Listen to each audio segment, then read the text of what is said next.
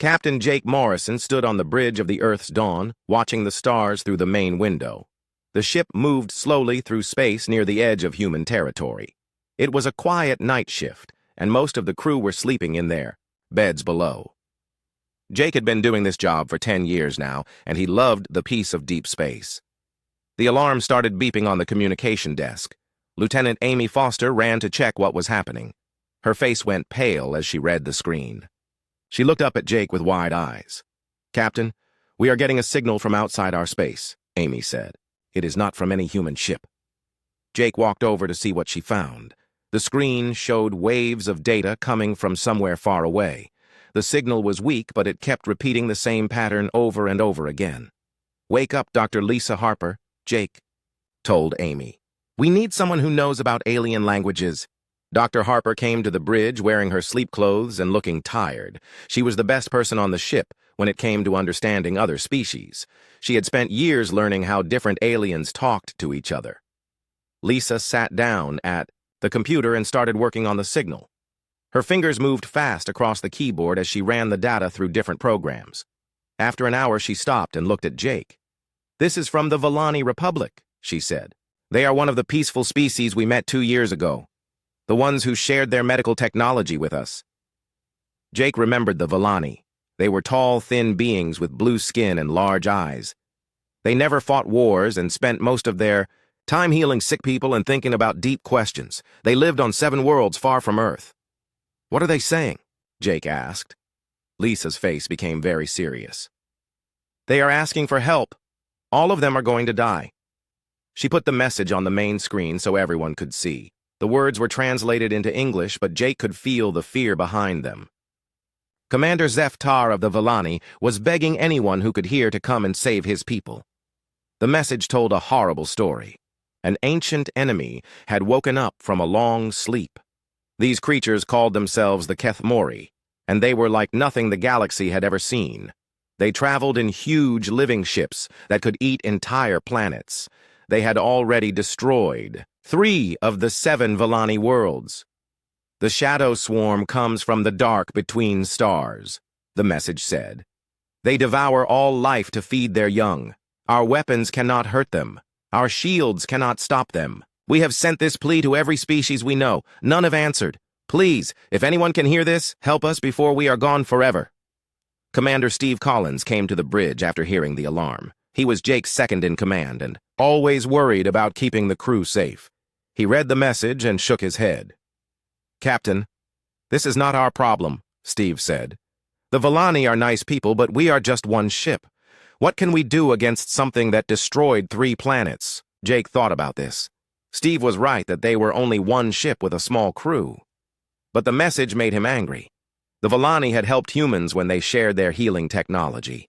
Many human lives had been saved because of their kindness. "How far away are they?" Jake asked Lisa. "About 6 days if we push the engines hard," she answered. Jake looked at his crew. Amy was young but brave and always ready to help others. Lisa was smart and wanted to learn about new species. Steve was careful, but he would follow orders even if he disagreed. These were good people who had signed up to explore space and help when they could. "Set course for Volani space," Jake told Amy. "Maximum speed." "Captain, wait," Steve said. "We should call Earth Command first. Ask for orders." "By the time we get orders, the Volani will be dead," Jake replied. "We are explorers. This is what we signed up for." As the ship turned toward Volani space, Lisa kept working on the alien message. She found more details hidden in the data. The Kethmori were not just random destroyers. They came in cycles, sleeping for 1,000 years, then waking up to feed. They had done this many times before. "Jake, look at this," Lisa said. She put up a map showing different parts of the galaxy. Red marks showed where civilizations had disappeared over the last 1,000,000 years. The pattern was clear. Every 1,000 years, whole species vanished without any trace. "The Kethmori have been hunting for a very long time," she continued. "They are not just animals. They plan their attacks. They know how to find the best targets." Jake studied the map. Something about the pattern made him think of wolves hunting deer or sharks following schools of fish. These Kethmori acted like predators from Earth. "What makes them so dangerous?" he asked. Lisa brought up more data from the Volani message. They are living ships, not machines but actual creatures that can grow and heal themselves. They can eat metal, rock, even the air around planets. Nothing can hurt them because they just grow back stronger. And no one has ever fought them and won. The message says, they tried everything. Big fleets, planet-killing weapons, running away to other galaxies. Nothing worked. The Kethmori always find them and always win. Jake felt something cold in his stomach. If the Kethmori had destroyed species much more advanced than humans, what chance did Earth have? But then he thought about something else. All those other species had failed because they thought like prey animals. They tried to hide or run away. Humans were different. Humans had evolved as hunters. They knew how predators thought because they were predators themselves. Maybe that was the key that everyone else had missed. Amy, send a message to Earth Command, Jake said. Tell them what we found and where we are going, but we are not waiting for permission. What are we going to do when we get there? Steve asked. Jake looked out at the stars ahead of them. Somewhere in that darkness, the Volani were dying and an ancient evil was feeding. But humans had faced scary hunters before. Their ancestors had survived ice ages, giant predators, and countless dangers by being smarter and more stubborn than anything that tried to eat them. We are going to learn how these things hunt, Jake said. And then we are going to teach them that humans are not prey. The Earth's dawn dropped out of faster-than-light travel at the edge of Volani space, and Jake Morrison saw hell spread out before them. 3 massive shapes hung in the darkness near what used to be the 4th Volani planet. Each one was the size of a small moon, but they moved like living things. Their surfaces pulsed with strange lights that made patterns across their dark skin. Those are the Kethmori bioships, Dr. Lisa Harper said from her station. Her voice was quiet with fear and wonder. They are even bigger than the Volani described. Jake watched one of the creatures wrap long tentacles around pieces of the broken planet. The tentacles glowed as they pulled rocks and metal into openings that looked like giant mouths. The ship was eating the remains of an entire world. Captain, I am reading massive energy signatures from all 3 vessels, Amy Foster reported. And there are smaller shapes moving between them. Hundreds of them. The smaller shapes looked like flying fish, made of dark metal and bone. They swam through space in perfect formations, gathering chunks of matter and bringing them back to the big ships. Jake realized he was watching a feeding frenzy that had been going on for weeks. Where are the Volani survivors? Jake asked Amy, checked her sensors and pointed to a spot near the system's edge. There, hiding behind the 7th planet. I count maybe 50 ships left. Take us there, but keep us hidden, Jake ordered. Use the asteroid field to block their view of us. As they moved closer to the surviving Volani, Jake studied the way the Kethmori were working. The 3 big ships had positioned themselves at different points around the dead planet. The small ships moved in wide circles, searching for any missed pieces. It reminded Jake of something he had seen before. Lisa, pull up files on Earth predators, he said. I want to see wolf hunting patterns. Lisa looked confused but did what he asked. The screen showed videos of wolves hunting elk in winter. The D pack would spread out in a wide line and drive their prey toward a killing ground where the strongest wolves waited. Jake compared the wolf videos to what the Kethmori were doing. The pattern was almost exactly the same. The big ships were like the alpha wolves waiting in position, while the small ships drove all the matter toward them. They are pack hunters, Jake said with excitement, just like wolves or lions. They work together to corner their prey. But planets cannot run away, Steve Collins pointed out. Why would they need hunting tactics for something that does not move? Because they are not hunting planets, Jake realized. They are hunting the people who live on them. The tactics are designed to make sure nobody escapes. They reached the Volani survivors and opened communications. Commander Zeftar appeared on their screen. He was tall and thin, with blue skin and large, sad eyes. His people were known for being calm and wise, but now he looked desperate. Human. Friends, Zeftar said. You came. We did not think anyone would answer our call. We are here to help, Jake replied. But first we need to understand what we are fighting. Can you tell us how the attacks happened? Zeftar shared the recordings from the first attack. The Kethmori had appeared without warning near the outer planets. They sent small ships ahead to scout, while the big ones stayed back. When the Volani tried to evacuate their people, the scouts herded the escape ships toward the waiting bioships. "We thought we could outrun them," Zeftar explained. "Our ships are fast, but they knew exactly where we would go, like they had hunted our kind before." Jake studied the attack patterns. The Kethamori had used the same tactics on all 3 planets. They would arrive, scout the area, then position their big ships to block all escape routes. Any survivors were driven into kill zones where they could be captured easily. "They have been doing this for a very long time," Jake told his crew. "These are not mindless monsters. They are experienced hunters who know exactly how prey species will react." Lieutenant Tony Brooks, their tactical officer, had been quiet during the meeting. Now he spoke up with an idea that made everyone stop and think. "Captain, what if that is why no one has ever beaten them? Every species they fought was prey, herbivores, like the Volani, or species that evolved from animals that got hunted. They all think the same way when they are scared." "How do prey animals think?" Lisa asked. "They run, hide, or freeze," Tony continued. "They try to escape or outlast the danger, but they never hunt back. It is not in their nature." Jake felt a chill as he understood what Tony meant. Every advanced species in the galaxy had evolved from prey animals. They built civilizations based on cooperation and avoiding conflict. When faced with predators like the Kethamori, they did what their instincts told them to do: run away. But humans were different. Humans had evolved as hunters. When they faced a dangerous predator, their first thought was not how to escape, but how to kill it. "We need to study them," Jake decided. "Not to find their weaknesses, but to understand how they hunt." "Amy, take us closer, but keep us hidden." "Sir, that is very dangerous," Steve warned. "If they see us, we will not be able to outrun those things." "We are not going to run," Jake said. "We are going to learn." They spent the next 2 days watching the Kethamori feed. Jake's crew made detailed notes about how the creatures moved and communicated.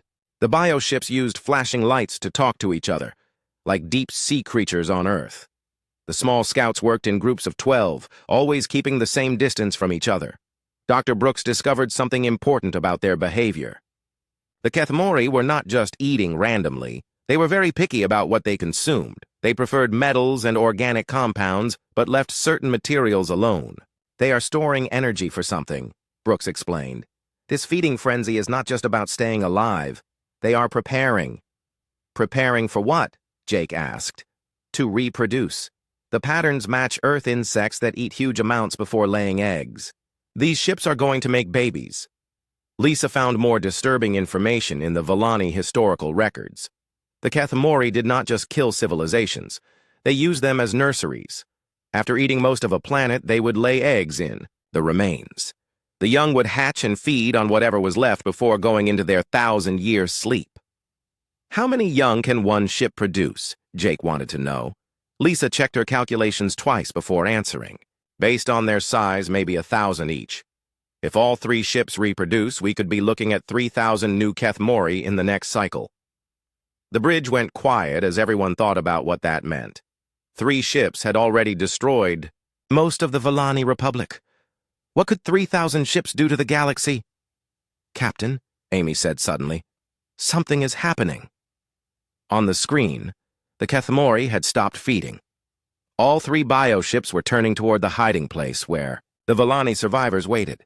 Their surface lights flashed in complex patterns that looked like excited communication. "They found them," Steve said. "No," Jake corrected as he watched the light patterns. "They always knew where they were. They were just saving them for last." The realization hit everyone at once. The Kethamori had been playing with the Volani like cats playing with mice. They could have killed all the survivors on the first day, but they chose to let them watch their worlds die. It was not just hunting. It was psychological torture designed to make the prey give up hope. That is why no species has ever beaten them, Jake said grimly. They break their victims' will to fight before they even start the real attack. The 3 bioships began moving toward the 7th planet, where 50 Volani ships waited helplessly. Jake knew that in a few hours there would be no Volani left in the universe, unless someone did something that no prey species had ever thought to try. "Amy, take us between the Kethamori and the Volani," Jake ordered. "Sir, we are just one ship," Steve protested. "What can we possibly do?" Jake smiled as he watched the alien predators moving toward their final meal. They had been hunting prey species for millions of years. They knew exactly how herbivores would react to danger. But they had never met a species that hunted back. "We are going to show them something new," Jake said. "We are going to show them what happens when prey becomes predator." The Earth's dawn moved out of the asteroid field and directly toward the three massive Kethmori bioships. Jake Morrison stood on the bridge watching the alien predators react to this unexpected development. Their surface lights flashed in rapid patterns that seemed confused and angry. "They do not know what to make of us," Dr. Lisa Harper observed. "Look at how erratic their communication patterns have become." The bioships had stopped their advance toward the Villani survivors and were now focusing all their attention on the single human vessel. Hundreds of smaller scout ships swarmed around the three giants like angry wasps. "Captain, they are trying to communicate with us," Amy Foster reported. "The signal is coming through on multiple frequencies." "Put it through," Jake ordered. The bridge filled with a sound like grinding metal mixed with whale songs. It was not a language that any human had heard before, but somehow the meaning was clear. The Kethmori were telling them to run away or be destroyed. "Send this back to them," Jake told Amy. He made a gesture that was universal among Earth predators. He showed his teeth in a hunting grin. "Tell them we are not prey." Dr. Brooks had been studying the enemy formation while this happened. He called up a tactical display showing the positions of all the Kethmori vessels. "Captain, they are arranging themselves exactly like the wolf packs we studied," he said. "The big ships are moving to surround us while the scouts try to herd us toward them." "Good," Jake replied. "That means they are thinking like hunters instead of thinking about us." Amy set course directly for the biggest bioship. "Full speed." "Sir." "That will take us right into their trap," Steve Collins warned. "That is the idea. Prey animals try to avoid traps. Predators use traps as bait." The human ship accelerated toward the largest Kethmori vessel. It was a terrifying sight up close. A living mountain of dark flesh covered with glowing organs that pulsed like giant hearts. Tentacles longer than skyscrapers reached out toward them as they approached. "Weapons ready," Jake commanded. "But do not fire until I give the order." The Kethmori scouts closed in from all sides, trying to force the human ship into the waiting tentacles of their leader. Their formation was perfect for catching prey that would panic and try to escape. But the Earth's dawn did not try to escape. Instead, Jake waited until the scouts were committed to their attack pattern, and then did something no prey species had ever done. He turned his ship toward the nearest group of scouts and charged directly at them. The scout ships scattered in confusion. They had never seen prey attack them before. In that moment of chaos, Jake ordered his weapons officer to fire not at the scouts, but at the space between them. "Fire the plasma charges in a spread pattern," he commanded. "Make it look like we missed." The weapons struck nothing but empty space and exploded into bright clouds of superheated gas. To the Kethmori, it looked like the humans had panicked and wasted their ammunition. But Jake had a different plan. "Now swing us around and head for that asteroid cluster," he told Amy. The Earth's dawn dove toward a field of spinning rocks while the Kethmori scouts reformed and gave chase. The bioships began moving to cut off their escape route, confident that they had the humans trapped. But as they entered the asteroid field, Jake revealed his real strategy. The plasma charges he had fired were not meant to hit the scouts. They were meant to heat up the rocks around them. Now those superheated asteroids were invisible to the Kethmori sensors that tracked heat signatures. "Deploy the sensor buoys," Jake ordered. "Hide them among the hot rocks." Tony Brooks launched dozens of small devices that would record everything the Kethmori did. Then Jake led the enemy on a chase through the asteroid field, making it look like the humans were desperately trying to escape.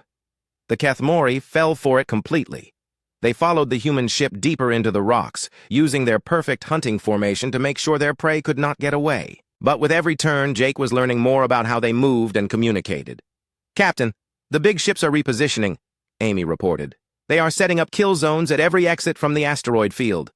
"Perfect," Jake said. "Now they are committed. Amy, take us to exit point 7 and make it look like we are making a run for it." The Earth's dawn burst out of the asteroid field at high speed with dozens of Kethmori scouts right behind them. The largest bioship was waiting exactly where Jake expected it to be, tentacles spread wide to catch them. But instead of trying to avoid the tentacles, Jake flew his ship directly toward them. At the last possible second, he ordered Amy to make a sharp turn that brought them alongside the bioship's hull. "Fire everything we have at their sensory organs," Jake commanded. The human weapons were small compared to the massive alien creature, but they were aimed at vulnerable spots that no prey species would have thought to target. The bioship's surface exploded in sprays of alien blood as its eyes and communication nodes were destroyed. The creature let out a sound of pain and rage that shook both ships. It lashed out blindly with its tentacles, but the humans were already gone, diving back into the asteroid field where the wounded giant could not follow. "Did we hurt it?" Steve asked. "We blinded it," Jake replied with satisfaction. "And we learned something very important. These things can feel pain and they do not like being hurt." The other two bioships came rushing to help their wounded leader, abandoning their careful hunting formation for the first time. Jake had made them angry, and angry predators make mistakes. "Send a message to Earth Command," Jake told Amy. "Priority Alpha. Tell them we have engaged an unknown hostile force and request immediate backup. Include all our sensor data." "What should we do while we wait for help?" Lisa asked.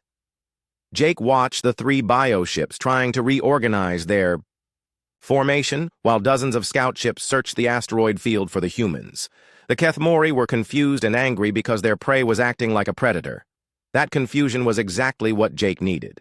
"We are going to teach them to be afraid," he said. "These creatures have been apex predators for millions of years. They have never met anything that could hunt them back. But humans have been hunting dangerous animals since we lived in caves." Over the next several hours, Jake led the Kethmori on a deadly game of hide-and-seek through the asteroid field. He would appear just long enough to damage another sensory organ or communication node, then vanish before they could retaliate. Each attack was small and precise, targeting the aliens' ability to hunt effectively. Jake was not trying to kill the massive bioships.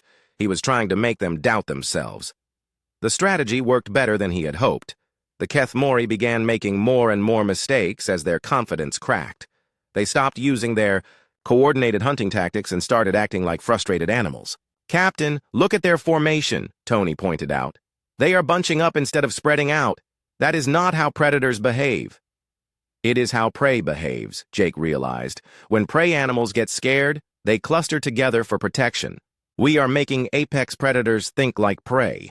The breakthrough came when the wounded bioship tried to retreat toward the edge of the system. Jake had hurt it badly enough that it wanted to escape and heal, but that meant abandoning the hunt, something the Kethmori had never done before.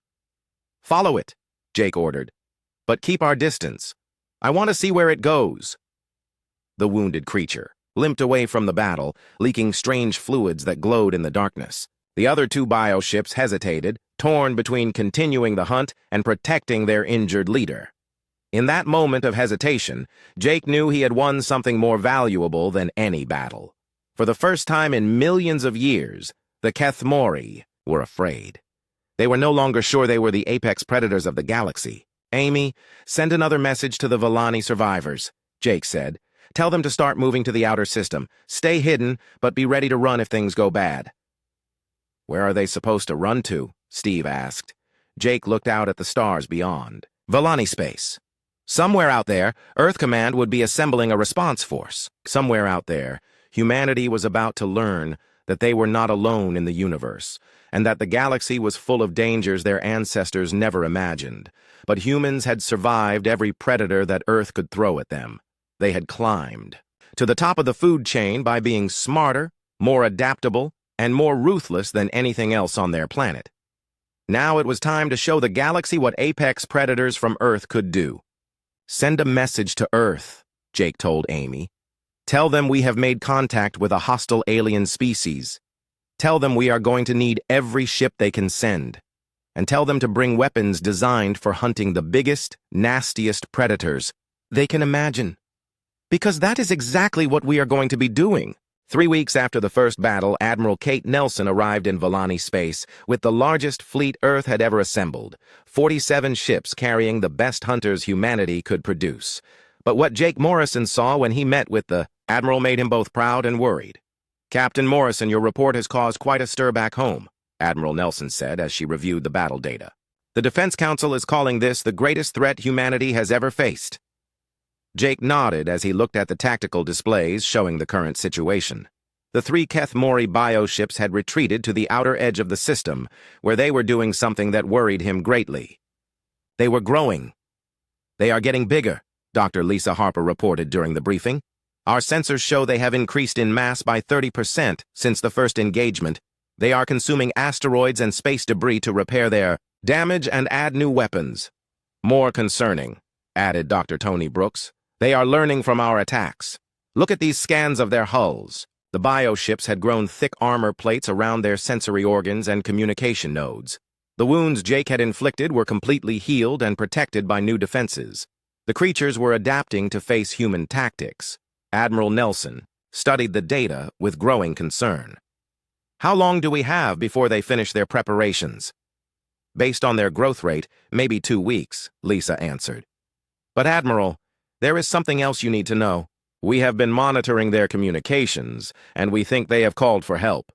The room went silent as Lisa brought up a star chart showing energy signals detected across multiple star systems.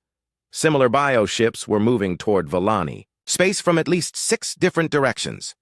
How many are coming? The Admiral asked. We count at least 20 confirmed contacts, Tony replied. But there could be more we have not detected yet. Jake felt his stomach drop as he realized what this meant. Humanity's first victory against the Keth Mori had gotten their attention. Now the ancient predators were sending a force large enough to crush any resistance. Sir, I recommend we evacuate the Volani survivors and fall back to Earth space, Commander Steve Collins suggested. We cannot fight 20 of those things with 47 ships. But Admiral Nelson shook her head. Falling back is not an option. Our scientists have analyzed Captain Morrison's sensor data and reached a disturbing conclusion. The Keth Mori are not just hunting randomly anymore, they are specifically targeting Earth. She brought up a new display showing the paths of the approaching bioships. Instead of converging on Volani space, most of them were heading directly toward human territory. We hurt them, Jake realized. Now they see us as a threat that needs to be eliminated?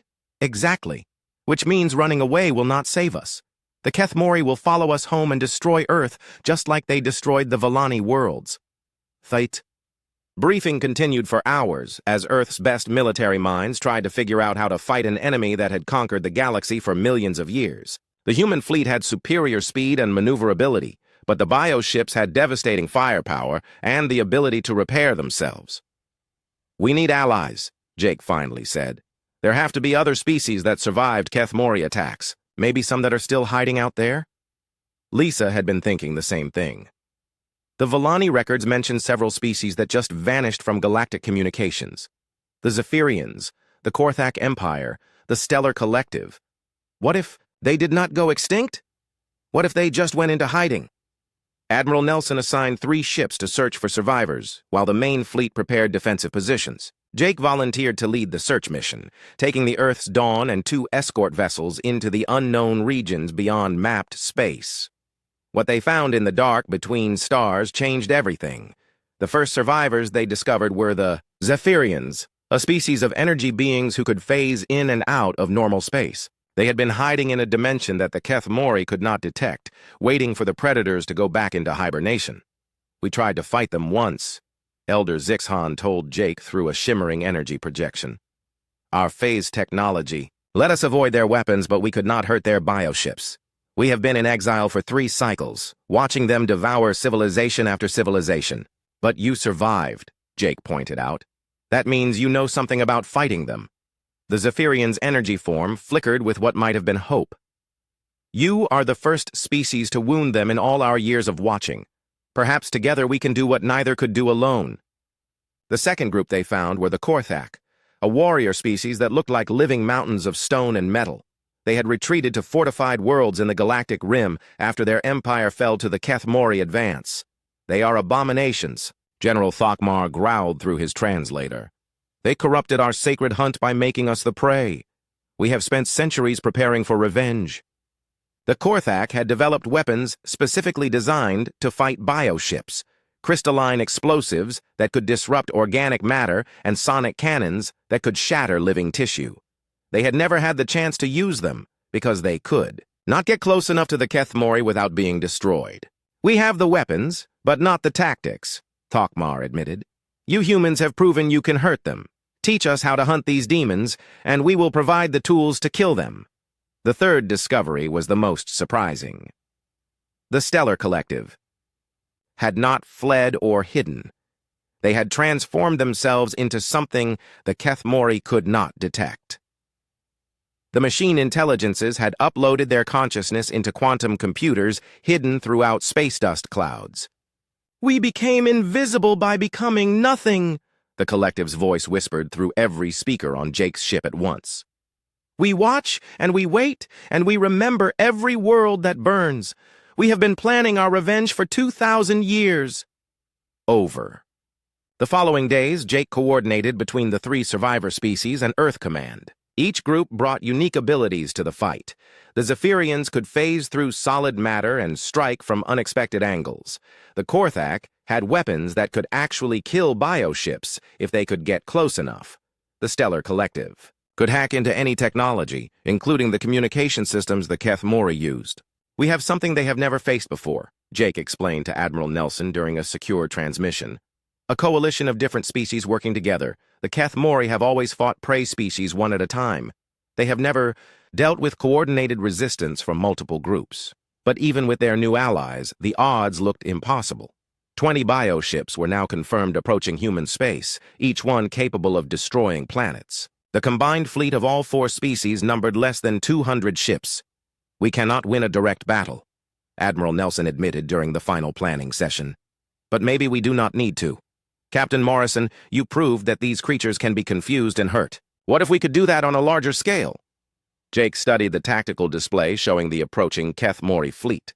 They were moving in their traditional hunting formation, confident that they could crush any resistance. But that confidence might be their weakness. "They expect us to run or hide like every other species has done," Jake said slowly. "What if instead we attacked them first? Not where they are, but where they are going." The plan that emerged was insane, but it might work.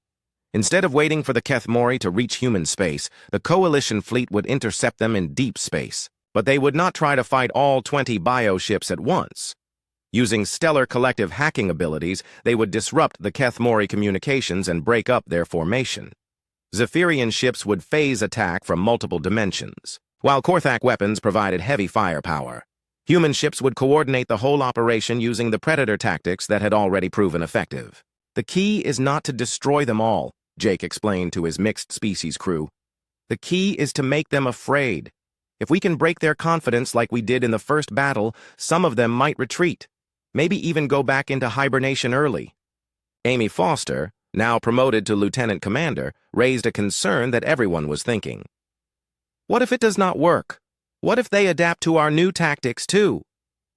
Jake looked out at the stars where ancient predators were coming to destroy everything humanity had built. In a few days, the largest space battle in galactic history would begin. The outcome would determine whether humans joined the long list of extinct species or proved that Earth's apex predators could hunt anything the universe threw at them. "Then we adapt faster," Jake said simply. "That is what humans do. We learn, we change, and we never give up. The Kethmori have been apex predators for millions of years, but they have never met persistence hunters from Earth. And if there is one thing humans are better at than anything else, it is refusing to stay dead when something tries to kill us." The battle began in the deep space between star systems where no light reached, and only the coldest objects drifted in eternal darkness. 20 massive Kethmori bioships moved through the void in perfect hunting formation, confident that they would crush the upstart humans who dared to wound their kind. They never saw the attack coming. Captain Jake Morrison watched from the bridge of Earth's dawn as the Stellar Collective began their assault on the enemy communication network.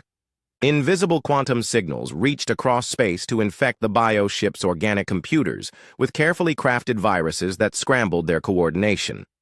"Collective report successful penetration of enemy systems," Amy Foster announced. "The bioships are losing formation coherence." On the tactical display, The tight Kethmori formation began to spread apart as individual ships lost contact with their leaders. Confusion rippled through their ranks as ancient hunting instincts clashed with damaged technology. Phase 1 complete, Jake announced to the Coalition fleet. Zephyrian wings, you are clear to engage. Elder Zixhan and her energy beings materialized inside the bioship's hulls, bypassing their armor completely. They struck at internal organs and control centers with weapons made of pure force, causing massive damage that the creatures could not understand or defend against. The bioships thrashed in space as invisible enemies tore them apart from within. Their surface lights flashed in desperate patterns, calling for help that could not come because their communications were still scrambled. Korthak heavy units, begin your attack run, Jake ordered. General Thokmar's stone warriors emerged from the asteroid field where they had been hiding, their ships loaded with crystalline explosives designed to disrupt organic matter. They flew directly at the confused bioships, ignoring the wild tentacle swipes and energy blasts. The first Korthak torpedo struck a bioship's hull and exploded in a cascade of crystal fragments that spread through living tissue like poison. The creature's agonized scream echoed through space as sections of its body turned to lifeless stone. Direct hit on Target 7, Thokmar reported with savage satisfaction. The demon bleeds, but the Kethmori were learning fast. Even with their communications disrupted, they began adapting to the new threats. Some ships started generating electromagnetic fields that could detect phased Zephyrians. Others grew new armor specifically designed to stop Korthak weapons. They are adapting faster than we expected, Dr. Lisa Harper warned from her science station. We need to change tactics before they figure out how to counter everything we are doing. Jake had been waiting for this moment. The Coalition's coordinated attack had been successful, but it was just the opening move. Now came the real test. Could humans teach alien apex predators to think like prey? All human ships, begin the Morrison maneuver, Jake commanded. The Earth. Vessels scattered in all directions, each one heading toward a different bioship. But instead of attacking, they began doing something that confused the Kethmori completely. They started running away. The ancient predators' hunting instincts took over immediately. They broke formation to chase the fleeing humans, abandoning their defensive positions to pursue what looked like easy prey. It is working, Amy reported excitedly. They are following our ships and ignoring the real threats. While the bioships chased human vessels through the asteroid field, Zephyrian and Korthak forces regrouped for a massive coordinated strike. The Stellar Collective used the confusion to plant logic bombs deeper in the enemy computers, preparing for the final phase of the battle. But Jake was already thinking beyond this fight. His sensors had detected something that changed everything, a massive energy signature emerging from hyperspace at the edge of the system. Admiral Nelson, are you seeing this? Jake asked over the command channel. Confirmed, Captain. That signature is bigger than anything we have ever recorded. What are we looking at? Dr. Tony Brooks ran the sensor data through his computers and went pale when he saw the results. It is another bioship, but this one is different. It is 10 times larger than the others, and the energy patterns suggest it is much older. As the massive shape emerged from hyperspace, Jake realized they were looking at something that should not exist, a Kethmori command ship that had been alive for millions of years. The smaller bioships immediately stopped their chaotic pursuit and began moving toward their ancient leader. It is calling them back, Lisa observed. Look at how they are responding to its signals. The command ship was not just bigger than the others, it was smarter. Its communication patterns cut through the Stellar Collective's interference like it was nothing. Within minutes, the scattered bioships had reformed into a tight defensive formation around their leader. Admiral, we have a problem, Jake reported. That thing is coordinating their entire fleet. As long as it is alive, we cannot break their formation. Then we kill it, Admiral Nelson replied grimly. All ships, focus fire on the command vessel. But the ancient bioship was ready for them. As the Coalition fleet approached, it began broadcasting something that made every ship's sensors scream with feedback. It was not just a communication signal. It was a psychic weapon designed to paralyze prey species with overwhelming fear. The Villani survivors immediately went into shock, their ships drifting helplessly as their crews collapsed in terror. The Zephyrians flickered out of phase, unable to maintain cohesion under the psychic assault. Even the Korthak warriors hesitated as ancient fears awakened in their minds. But the humans kept coming. "Why are we not affected?" Amy asked as she fought to keep the ship steady under the psychic bombardment. "Because we are not prey," Jake realized with sudden clarity. "That weapon is designed to trigger prey instincts, the fear of being hunted and eaten. But humans evolved as predators. We know what it feels like to be the hunter." The revelation gave Jake an idea that was either brilliant or completely insane. Instead of trying to destroy the command ship, what if they could turn it against itself? "Lisa, I need you to analyze that psychic signal," he ordered. "Find out exactly how it works." "Jake, what are you thinking?" Admiral Nelson asked over the comm. "The command ship is using fear to control the battlefield," Jake explained as his plan took shape. But fear works both ways. If we can make it afraid, really afraid, it might lose control of the other bioships. Lisa worked frantically at her station, breaking down the psychic weapon's signal patterns. "I think I understand how it works. The signal triggers specific neural pathways associated with being prey. But Jake, how do you make something afraid when it has been an apex predator for millions of years?" Jake looked out at the ancient command ship floating in space like a mountain of living nightmares.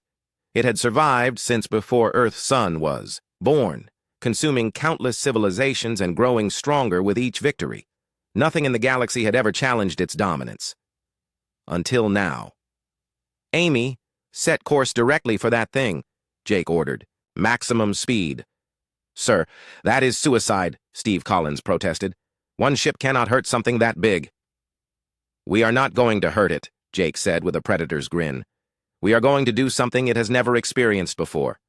We are going to hunt it." The Earth's dawn accelerated toward the command ship, broadcasting a signal that Lisa had modified from the original psychic weapon. But instead of triggering prey instincts, their signal was designed to awaken something deeper, the fear that even apex predators feel when they realize they are being stalked. The effect was immediate and devastating. The command ship's surface, lights flickered erratically as it tried to process an emotion it had never felt before. Its control over the other bioships wavered as confusion and something approaching panic flooded its ancient mind. "It is working," Lisa reported in amazement. "The command ship's neural patterns are destabilizing. It does not know how to handle being treated like prey." But the victory came with a terrible cost. As the command ship's control failed, the other bioships did not retreat. They went berserk. Without their leader's guidance, millions of years of predatory instinct took over, and they began attacking everything in sight, including each other. "All ships fall back," Admiral Nelson ordered as chaos erupted across the battlefield. "Do not get caught between them." Jake watched the bioships tear each other apart in a feeding frenzy triggered by their leader's psychic breakdown. It was exactly what he had hoped for, but seeing it happen filled him with a cold understanding of what humanity had become. "We did not just defeat them," he said quietly. "We broke them.